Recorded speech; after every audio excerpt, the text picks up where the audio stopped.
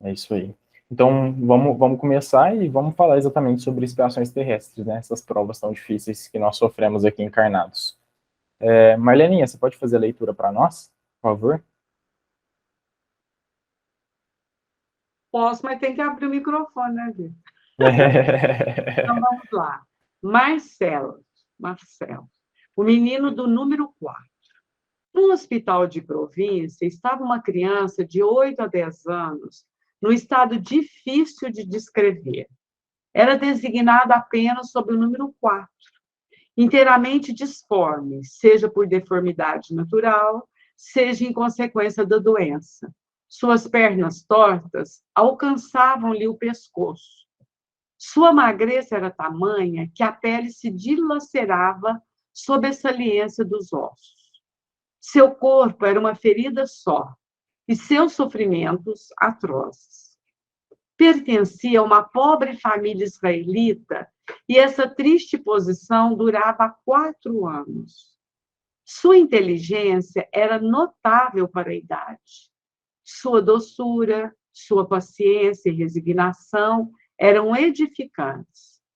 O médico, sob cujo cuidado ele se encontrava, tocado de compaixão por esse pobre ser, de algum modo abandonado, pois não parecia que os pais o viessem ver com frequência. Interessou-se por ele e tinha prazer em conversar com ele, encantado com sua razão precoce. Não só o tratava com bondade, mas quando suas ocupações lhe permitiam, vinha ler para ele e espantava-se com a retidão de seu julgamento sobre coisas que pareciam acima da sua idade. Um dia, a criança disse: Doutor, tende a bondade de me dar mais pílulas, como as últimas que me receitastes? E por que isso, minha criança? Disse o médico. Deite o suficiente e temeria que uma quantidade maior te fizesse mal. É que, como vedes, retomou a criança, eu sofro tanto que, por mais que me esforce para não gritar e peça a Deus que me dê força para não incomodar os outros doentes que estão ao meu lado, muitas vezes tenho muita dificuldade para me impedir de fazê-lo. Essas pílulas me adormecem e, durante esse tempo, ao menos, eu não incomodo ninguém. Estas palavras bastam para mostrar a elevação da alma que esse corpo disforme encerrava. De onde extrair a essa criança sentimentos desses? Não podia ser do meio onde fora criado. E, aliás, na idade em que começou a sofrer, ainda não podia compreender nenhum raciocínio. Eles eram, portanto, inatos nele. Mas então, com tão nobres instintos, por que Deus o condenava a uma vida tão miserável e tão dolorosa, admitindo que ele tivesse criado essa alma ao mesmo tempo que esse corpo, instrumento de tão... Espera aí, eu tenho que ler direito, gente, que é a interrogação. Vou voltar. Não podia ser do meio onde fora criado. E, aliás, na idade que começou a sofrer, ainda não podia compreender nenhum raciocínio. Eles eram, portanto, inatos nele. Mas então, com tão nobres instintos, por que Deus o condenava a uma vida tão miserável e tão dolorosa, admitindo que ele tivesse criado essa alma ao mesmo tempo que esse corpo, instrumento de tão cruéis sofrimentos? Ou é preciso negar a bondade de Deus, ou é preciso admitir uma causa anterior, ou seja, a pré-existência da alma e a pluralidade das existências. Esta criança morreu e seus últimos pensamentos foram para Deus e para o médico caridoso que tivera compaixão dele. Muito legal, né? Um caso aí de evidente, né, que é o que o próprio Kardec colocou, um espírito superior encarnado em um corpo defeituoso, né, que o impedia de ter uma vida saudável ou comum, em realizar suas próprias ações, como uma criança, né, brincar, etc. Então, ficava acamado, sofrendo de muitas dores e, de certa maneira, abandonado pelos pais, o que deixava a situação ainda um pouco mais triste, né?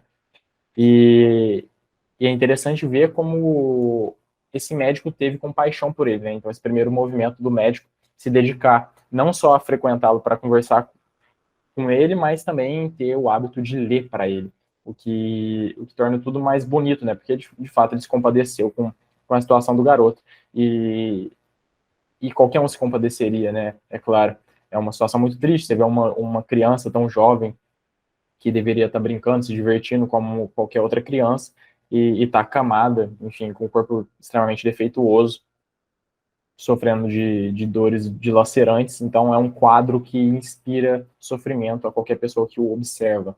Gera muito sofrimento em qualquer um.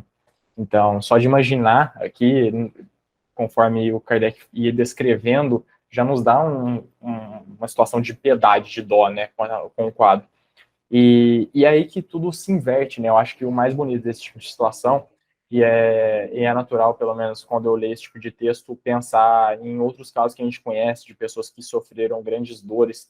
A gente tem um grande exemplo que é o Gigante Deitado, né? Esteve aqui no solo brasileiro, foi um grande espírita e um grande palestrante que inspirou muitas outras pessoas, né? Esses casos, eles são muito inspiradores porque eles saem daquele clichê, né, que é um clichê bom, inclusive, que é as pessoas falarem sobre virtudes, que as pessoas falarem sobre moral, que as pessoas inspirarem o bem às outras, e passa a ser as pessoas que sofrem os males, as pessoas que sofrem dores, que sofrem injustiças, demonstrando, né, na mais viva experiência como se praticar essas tais virtudes tão amplamente faladas e discursadas entre os homens. Então, são as pessoas que são os exemplos vivos, aquelas que carregam a cruz e conseguem demonstrar as virtudes através desse sofrimento. Então, esses casos, eles são muito inspiradores, né?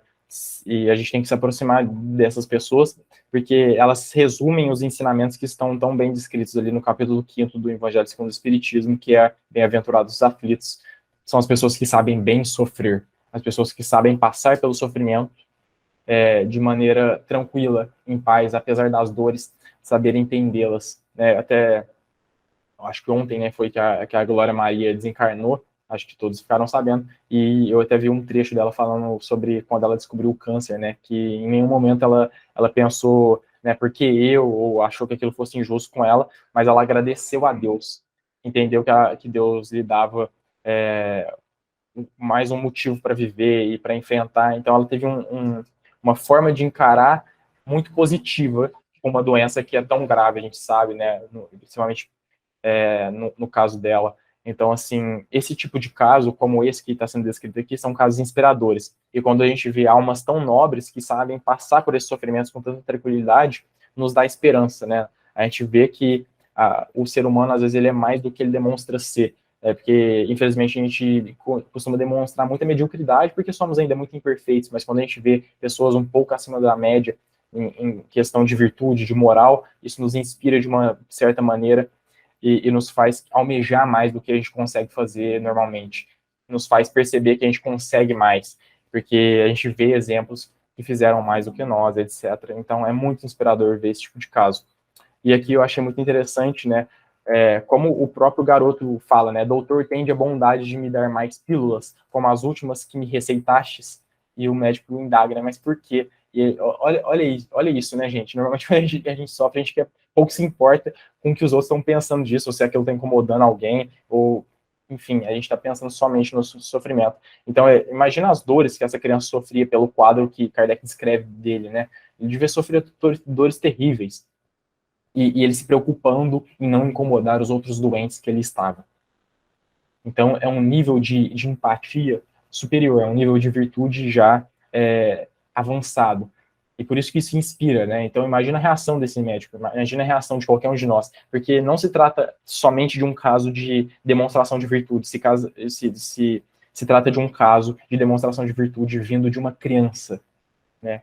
Normalmente a gente espera que a criança tenha um comportamento juvenil, um comportamento ingênuo, mas é uma criança demonstrando uma das mais belas virtudes, que é a empatia, que retrata a caridade e esse pensamento no outro, né, o amor ao próximo, até no sofrimento, pensando, né, se o sofrimento não está incomodando a outra pessoa. Então, pedindo para que o médico receitasse mais remédios, porque assim ele ficava adormecido e não incomodava ninguém. E aí é o que Kardec fala aqui, né? Essas palavras bastam para mostrar a elevação da alma que esse corpo disforme e encerrava. Então aquele corpo não representava nem 1%, não representava nada do que a alma desse espírito representa. Então é bonito, né? Mas aí o Kardec faz uma reflexão muito interessante em cima disso, que é como é que uma criança inserida no meio em que ele estava inserido, com a ausência dos pais, podia representar e demonstrar tamanhos sentimentos e tamanhas virtudes, sendo que nem teve a oportunidade de aprender esse tipo de coisa, né? Por quê? Como essa criança fez isso? Como ela demonstrava tamanhas virtudes? E aí vem as opções, né? É um leque de opções de explicações para esse tipo de fato. Aqui, todos nós concordamos, é a reencarnação, né? Vidas passadas. Essa criança adquiriu essas virtudes e as trouxe para essa encarnação. E algumas pessoas podem dizer, né, a alma foi criada junto ao corpo, tal como um católico acredita, então aquela alma poderia ser boa ou má, e isso aí fica meio que sem uma explicação, né, do porquê Deus criaria uma alma má e outra boa, né.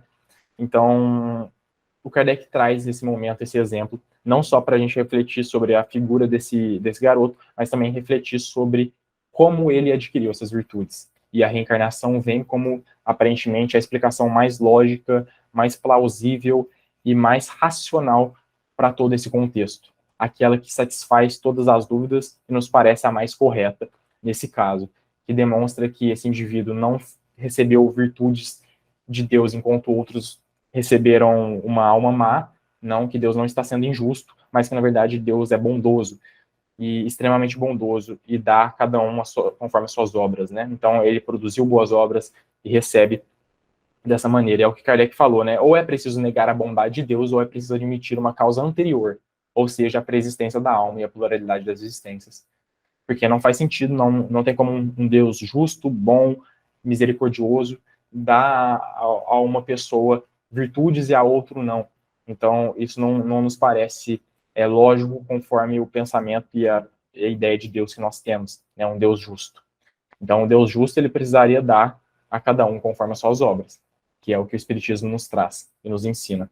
E aí a gente finaliza aqui nessa parte ele dizendo, né, essa criança morreu e seus últimos pensamentos foram para Deus, para o médico caridoso que tivera compaixão dele.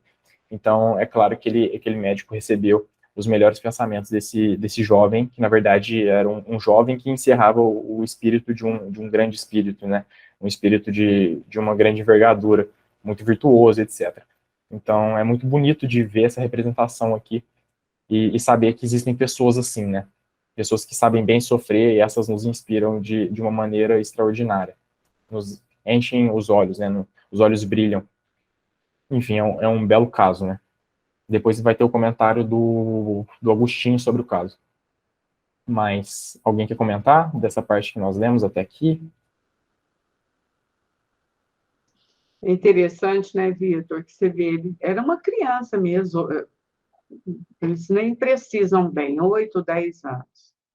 Normalmente, uma criança nessa idade ia dar birra, ia gritar, é voluntarioso, né? Como quase toda criança nessa idade, é normal. Mas ele se comportava como um adulto, né? Um espírito, assim, que realmente já entendia tudo.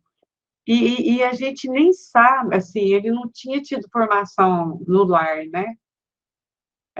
Como diz, é de tirar o chapéu mesmo, né? É um espírito nobre. Pode falar, Aninha. Ele se comportava, como você disse, como um adulto maduro, né? Bem amadurecido, com sentimento bem assim elevado. Que coisa, né? É inato mesmo, ele já nasceu com aquela bagagem toda, né? Que ele havia adquirido e certamente ele veio resgatar que ele morreu ainda menino, né? Criança. Então ele veio resgatar por pouco tempo aqui na Terra um restante que faltava de certo, né? Para complementar. Não sei, o Espiritismo explica assim, que às vezes tem um restinho de resgate e fica para outra, né? E aí vai embora cedo. Na verdade, antes da comunicação do Agostinho, vai ter uma comunicação do espírito falando sobre esse caso. Então, o que torna tudo ainda mais rico, né? O espiritismo ainda dá a oportunidade desse espírito se comunicar e dizer como foi esse sofrimento, etc. Então, torna tudo mais bonito ainda, mais belo. E dá uma justificação para tamanho sofrimento, né? Porque alguns podem pensar, nossa, que injustiça, uma criança tão bondosa, uma criança tão virtuosa, sofrer dessa maneira. Mas não, né? Tá tudo na justiça de Deus. Tudo nos conformes, como se diz. Então, é interessante. A perspectiva fica ainda mais rica. Mais alguém quer comentar? Ou a gente pode seguir? Então, vamos lá, então. Vamos lá. Algum tempo depois, ela foi evocada na Sociedade de Paris, onde deu a comunicação seguinte. Isso foi em 1863. Vós me chamastes. Vim fazer com que minha voz se ouça além deste recinto, para atingir todos os corações. Que o eco que ela fizer vibrar se ouça até na solidão deles. Ela lhes recordará que a agonia da terra prepara as alegrias do céu e que o sofrimento não é senão a casca amarga de um fruto deleitável que dá coragem e resignação. Ela lhes dirá que na cama onde jaz a miséria estão os enviados de Deus, cuja missão é ensinar à humanidade que não há dor que não se possa suportar com a ajuda do Onipotente e dos bons espíritos. Ela lhes dirá ainda para escutar as queixas, misturando-se às preces, e para compreender-lhes a harmonia piedosa, tão diferente dos acentos culpados, da queixa misturando-se às blasfêmias. Um dos vossos bons espíritos, grande apóstolo do Espiritismo, teve a bondade de me deixar este lugar esta noite. Também, 39 anos, devo dizer-vos, por minha vez, algumas palavras sobre o progresso da vossa doutrina. Ela deve ajudar em sua missão aqueles que se encarnam entre vós para aprender a sofrer. O Espiritismo será o poste indicador. Eles terão o exemplo e a voz. É então que as queixas serão transformadas em gritos de alegria e em choros de júbilo. Pergunta. Parece, segundo o que acabais de dizer, que vossos sofrimentos não eram expiação de faltas anteriores? Resposta. Eles não eram uma expiação direta, mas ficais seguros de que toda dor tem sua causa justa. Aquele que conheceste, tão miserável, foi belo, grande, rico e adulado. Eu tinha aduladores e cortesãos. Fui vaidoso por isso e orgulhoso. Não há muito tempo fui culpado. Reneguei Deus e fiz mal ao meu próximo, mas expiei-o cruelmente, primeiro no mundo dos espíritos e em seguida na terra. O que suportei durante alguns anos, somente nesta última e curtíssima existência, sofri-o durante uma vida inteira, até a extrema velhice. Pelo meu arrependimento, recobrei a graça diante do Senhor, que se dignou a me confiar várias missões, das quais conheceis a última. Eu a solicitei para terminar meu aperfeiçoamento. Adeus, meus amigos. Voltarei algumas vezes ao vosso meio. Minha missão é consolar e não instruir. Mas há tantos aqui cujas feridas estão escondidas que ficarão contentes com a minha vinda. Olha que interessante. Muito bonito, né? É. Então, ele torna ainda o caso mais detalhado e mais compreensível para nós, né? Mostrando que ele superou assim, né, ele coloca há pouco tempo, né? Mas a gente imagina aí que esse pouco deva ser uma boa quantidade de tempo pensando na maneira humana, né? E ele era ainda um espírito bem imperfeito, né? Muito orgulhoso, vaidoso, e que há algum tempo vinha espiando esse orgulho e essa vaidade. E isso fez com que ele fosse parar naquela situação que foi narrada aqui no começo do texto, como esse garoto, né?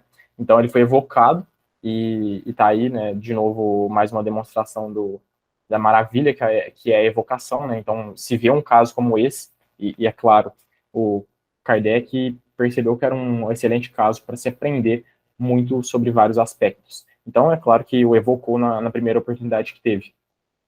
E aí ele começa a falar, né, e é tão bonito como ele fala exatamente sobre o que a gente estava falando, sobre o bem sofrer, sobre as dificuldades, sobre essa questão da expiação, e deixa claro para nós, né, e essa frase aqui que ele coloca, né,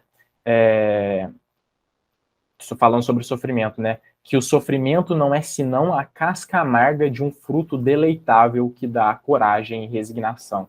Então, o sofrimento é como se fosse aquele remédio amargo que a gente toma, né, ou aquela injeção que dói, mas que a gente sabe que é para o nosso bem. Então, o sofrimento na Terra é exatamente desse jeito. A diferença é que, às vezes, ele dura por muitos anos, né? Talvez uma vida toda. No entanto, essa vida toda de sofrimento, ou até mesmo essa pequena parte da vida de sofrimento, ela tem um fim muito, muito bom para nós, que é a evolução. Então, é exatamente como um remédio.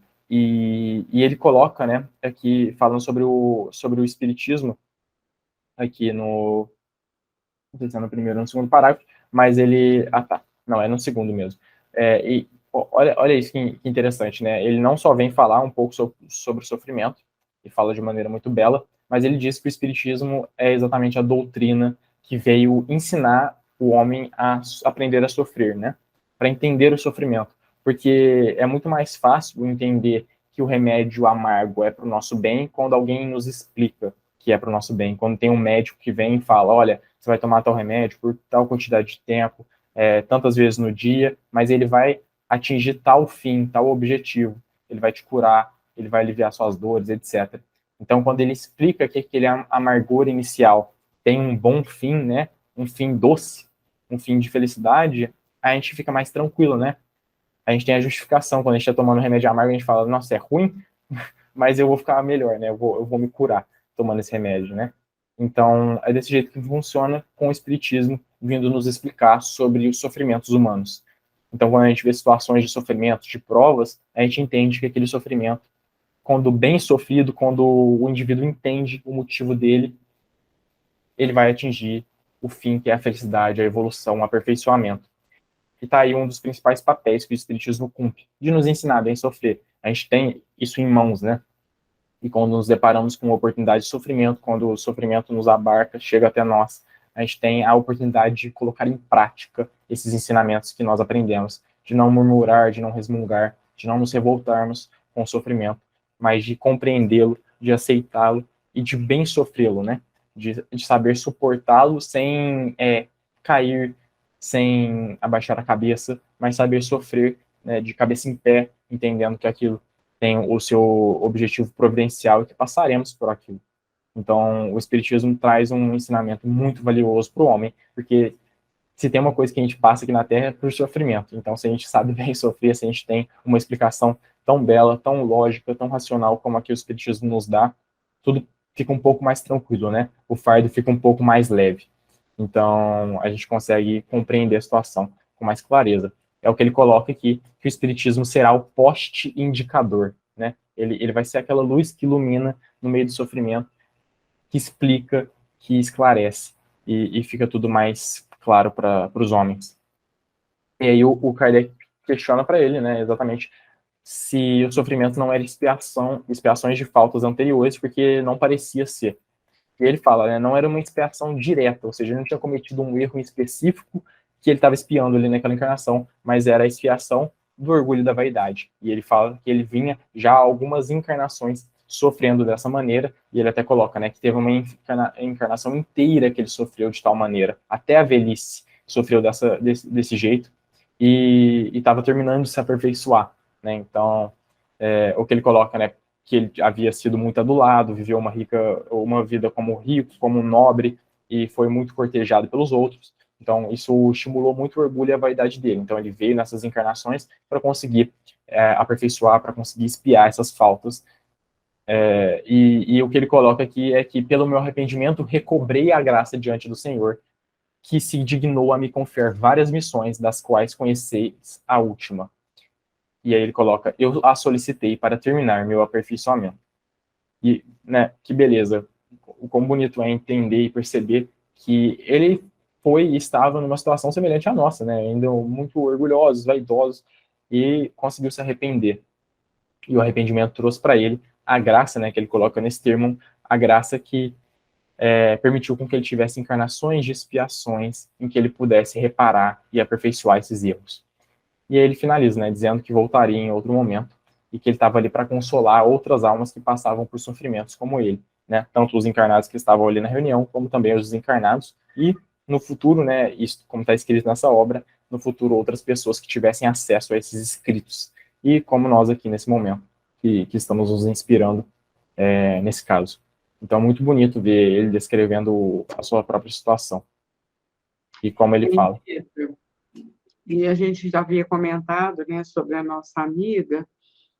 Você vê, pelo menos do que a gente conhece, ela está passando com muita dignidade, né? E firmeza de caráter, como essa criança aí, né? Que na realidade não é um espírito já bem bastante preparado. E assim que eu vejo também a nossa amiga, porque você vê quase que de chofre, né? Igual a Ana falou, foi bem acelerado. E ela firme aí, né? Porque não é muito fácil, não é muito fácil. Não é fácil de jeito nenhum, né? Que Deus abençoe, então. É a maturidade espiritual, né? Igual a Ana acabou de falar. Que não importa se é criança, jovem ou adulto, é a maturidade espiritual mesmo, né?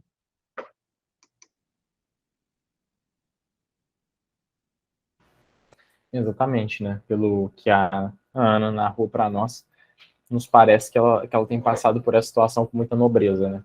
Com muita fé, com muita tranquilidade. E que tem que ser o espírito, né? Esse tem que ser o espírito. Por mais que às vezes não seja o primeiro sentimento que vem em mente, né? Quando a gente passa por uma situação assim, por mais que a gente pense em murmurar, que a gente pense em resmungar, o sentimento que tem que vir depois, o pensamento que tem que vir depois é de fé, de esperança, é de certeza e tranquilidade, sabendo que, apesar de tudo isso, a gente tem que ter fé em Deus, entender o sofrimento. Então, o Espírito de Jesus nos proporciona uma chave fundamental que nos permite abrir essa porta do sofrimento, né? Entendê-lo e saber bem sofrer, e como a Marlene disse, não é nada fácil, né? É bem difícil. E exemplos como esses, né, próximos a nós, nos inspiram muito. E, enfim, muito, muito belo, né? Muito difícil e é natural. Quanto mais difícil é uma coisa, mais belo ela vai se tornar, né? Mais grandioso aos nossos olhos aquilo vai ser. E que Deus dê forças para ela, né, para que ela continue passando por esse sofrimento com muita fé, com muita tranquilidade, sabendo que é a casca amarga, como disse esse espírito, né, a casca amarga de uma fruta doce e deleitável. Alguém quer comentar mais alguma coisa? Não? Então vamos prosseguir, vamos finalizar com o comentário do Agostinho.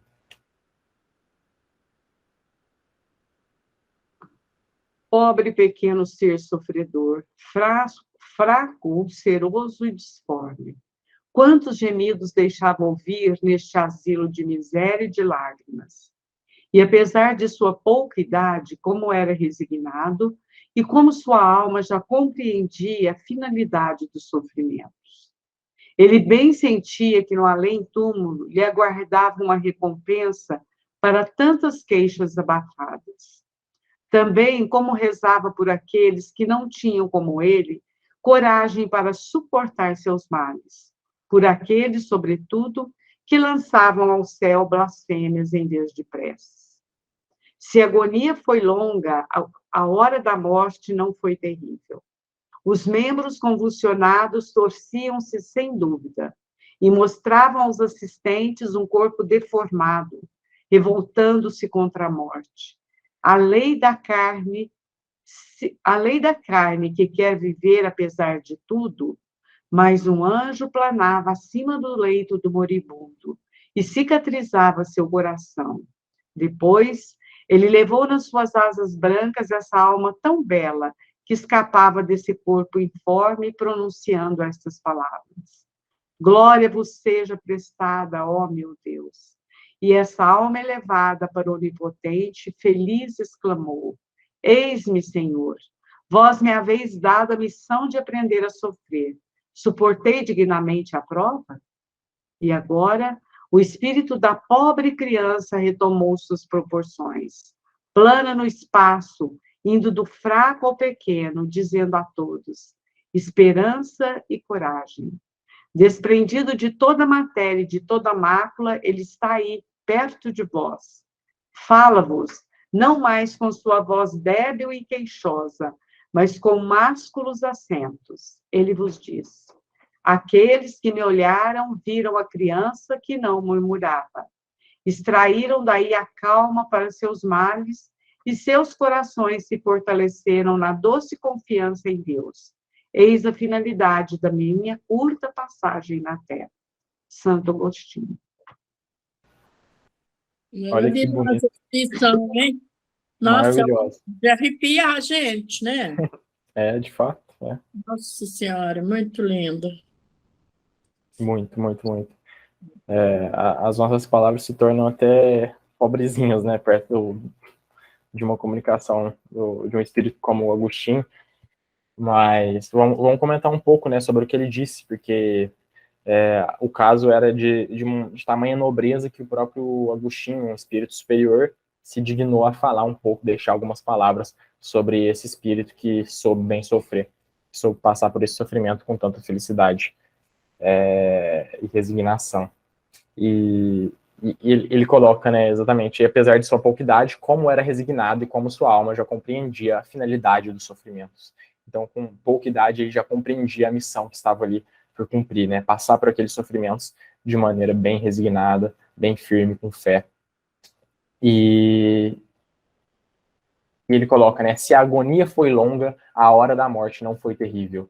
Os membros convulsionados torciam-se sem dúvida e mostravam aos assistentes um corpo deformado, revoltando-se contra a morte. A lei da carne que quer viver, apesar de tudo. Então o corpo queria continuar permanecendo vivo, né, apesar do momento da morte ter chegado. Mas um anjo planava acima do leito do moribundo e cicatrizava seu coração. Então olha que beleza o quadro que ele descreve, né, a gente imaginando um garoto todo deformado em uma cama e nos olhos daqueles que estavam encarnados, né, vendo aquela situação, se compadecendo muito, né, de ver o jovem em extremo sofrimento no leito de morte, mas do outro lado esperava ele um anjo, né, um anjo estava ali acima dele, esperando ele desencarnar para poder acompanhá-lo de volta à sua verdadeira vida, ao mundo espiritual. E ele coloca, né, ele levou nas suas asas brancas essa alma tão bela que escapava desse corpo informe, pronunciando essas palavras: glória vos seja prestada, ó meu Deus. E essa alma elevada para o onipotente, feliz exclamou. Ele disse, né, eis-me, Senhor, vós me haveis dado a missão de aprender a sofrer. Suportei dignamente a prova. Olha que belo, né? Então ele já desencarna com muita consciência, o que inclusive demonstra para nós, se já não foi demonstrado com muitas provas, que era um espírito superior, né? Que já não passou por nenhum momento de perturbação, foi muito breve, já estava consciente, lúcido, a ponto de exclamar dessa maneira tão clara para Deus se ele tinha conseguido bem sofrer, se tinha conseguido suportar a prova que lhe havia sido dada. Então, muito forte, né? E aí, o que o Agostinho coloca, e agora o espírito da pobre criança retomou suas proporções. Agora ele está, de fato, demonstrando que ele é aquele espírito grandioso, nobre, virtuoso e bondoso, né? Desprendido de toda a matéria e de toda a mácula, ele está aí sempre perto de vós. Fala-vos, mas não mais com sua voz débil e queixosa, não mais preso naquele corpo, né? Mas com másculos assentos. Ele vos disse: aqueles que me olharam viram a criança que não murmurava, extraíram daí a calma para seus males, e seus corações se fortaleceram na doce confiança em Deus. Eis a finalidade da minha curta passagem na Terra. Ou seja, ele mesmo assumindo o papel de exemplo que a sua encarnação teve, né? Porque imagina o quanto, a gente não tem um relato do médico aqui, mas imagina o quanto esse médico aprendeu com essa criança. De ver o estado que aquela criança encontrava, de ver uma criança tão resignada, tão forte, com tanta fé em Deus.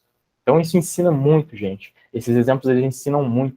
E isso nos inspira exatamente para sermos, mesmo que em pequena medida, esses exemplos, né? Nos pequenos sofrimentos, ou nos grandes que sejam, que nós sejamos esses exemplos, né? Não a fim de nos envaidecer, ou de nos orgulhar disso, mas a fim de evoluirmos, né, e de contagiar as pessoas que estão ao nosso entorno de maneira caridosa, de poder inspirar neles aquele sentimento que nós também queremos ter, aquele sentimento que nós estamos lutando para desenvolver, essa força. Então, nós podemos ser esses exemplos em pequenas medidas, é claro. E, enfim, é isso, né? Eu acho que a gente tira muito dessa lição e está aí, para mim, um dos mais belos ensinamentos do Espiritismo, que é o bem sofrer. Alguém quer comentar alguma coisa? E, ao mesmo tempo, né, Vitor, que é aquele momento da morte, assim, difícil de ser visto, né? E você vê que a deformidade dele, as pernas retorciam tanto que chegava até no rosto, né? Você imagina. Mas, ao mesmo tempo, para quem pudesse ver, né, a transcendência da materialidade, ia ver o anjo planando. Olha que lindo. Aí a gente acha até bonito, né?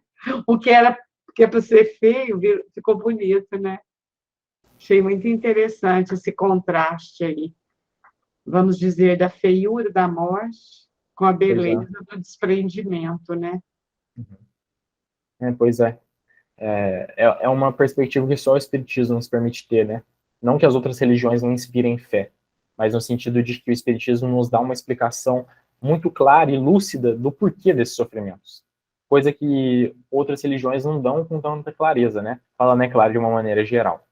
Mas esse sentimento, eles nos inspira uma perspectiva tão bonita da vida, de ver aquela situação com uma grandeza que é a verdadeira grandeza dela, né? Esses tempos para trás, no mês passado, alguns amigos de Franca, eles acabaram perdendo um amigo que fazia faculdade com eles, um acidente, assim, doméstico, e o rapaz veio a falecer, e como, assim, eu não o conhecia, não era amigo dele, eu acho que a mente ainda fica mais clara para entender a situação de uma maneira espiritual, né, de entender o porquê de uma morte tão prematura, tão jovem, e até conversava com uma amiga que era muito amiga dele, né, que estava sofrendo muito, e eu comentava com ela, né, ela já havíamos conversado em outras oportunidades sobre esse fato, né, de uma morte prematura, e isso gera, a gente sabe, muitos pensamentos contraditórios na cabeça da pessoa, por mais que ela tenha fé.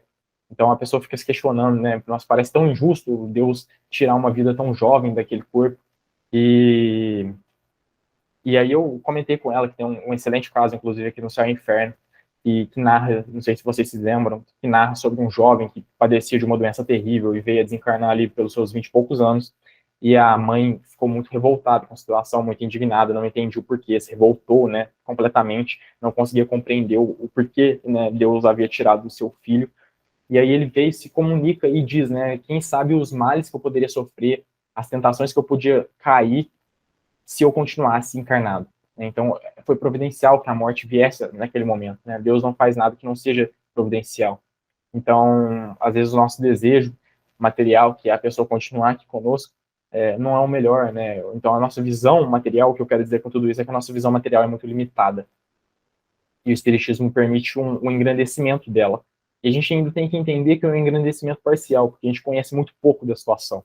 Então, quanto mais evoluídos estivermos, mais compreenderemos essa situação e mais bela ela vai se tornar. Então, a gente tem que ter em mente que tem coisas que a gente ainda não entende, que torna essas situações ainda mais belas do que elas nos parecem com o ensinamento espírita. E traz mais tranquilidade para o nosso coração na hora do sofrimento, né, de compreender. Eu tenho tentado, né, desde quando sempre fui espírita, mas desde quando compreendo de uma maneira mais clara os aprendizados das obras de Kardec, eu tenho entendido com muita clareza e tentado aplicar, assim, nos pequenos sofrimentos que já passei, né. Eu acho que vocês se lembram, inclusive, que no ano retrasado, né, que está tão recente esse ano, mas no ano retrasado, 2021, justo ali no finalzinho do ano, minha avó teve um infarto, e ela está viva, né, mas naquele momento foi um momento de muita agonia para toda a família, né, e nesse momento eu tentei aplicar esses ensinamentos, porque é tão difícil, né, você tá com uma pessoa que você gosta tanto, que você tem tanto carinho, em estado de sofrimento, ali perto do leito de morte, você não sabe o que vai ser. Mas é nesses momentos que a gente tem que racionalizar todos esses sentimentos, essas emoções, e buscar entender o que se passa de fato, o que Deus almeja com aquela situação, etc. E isso traz uma tranquilidade, eu falo por mim, né? Naquele momento consegui me tranquilizar muito com esses aprendizados, com esses ensinamentos, que o Espiritismo nos traz. Então, essa aplicação diária nesses sofrimentos não dá, óbvio, ainda para nós conseguirmos aplicar em tudo, mas a gente tenta, né, e aos poucos é esse hábito que a gente vai desenvolvendo que nos permite atingir isso. A gente tem, inclusive, o exemplo da Ana, né, que já nos narrou muitas vezes a situação que ela passou, e eu não falo isso para te envaidecer, nem para te deixar orgulhosa no mau sentido, Ana, mas é porque, de fato, a gente se inspira, e é bom que as pessoas digam, né, de coração aberto sobre esses sofrimentos que a gente consegue passar de maneira boa, né, tem os que a gente vai falhar ainda, que vai sofrer de maneira indigna, mas esses exemplos, eles nos inspiram, de fato. Então, a Ana, a Lucélia, que é a nossa querida amiga, então, outros casos que nos inspiram o coração, para que a gente possa ir nos inspirando uns aos outros, né? Porque é coletivamente que a gente está evoluindo também, além de individualmente. Ana? Então, hoje eu encontrei com a Eunice. E a Eunice ficou viúva, né? Quarta-feira passada. E eu perguntei, como é que você está, Eunice? Ela falou, essa doutrina é maravilhosa. Eu estou muito bem. E ela está bem mesmo, sabe? Ela falou, o Espiritismo é uma doutrina que dá força mesmo para a gente. E disse que o filho dela conversou com ele, falou, não é assim, explicou para ele, né, o que a doutrina fala, tudo. Então, eu nasci em berço espírita.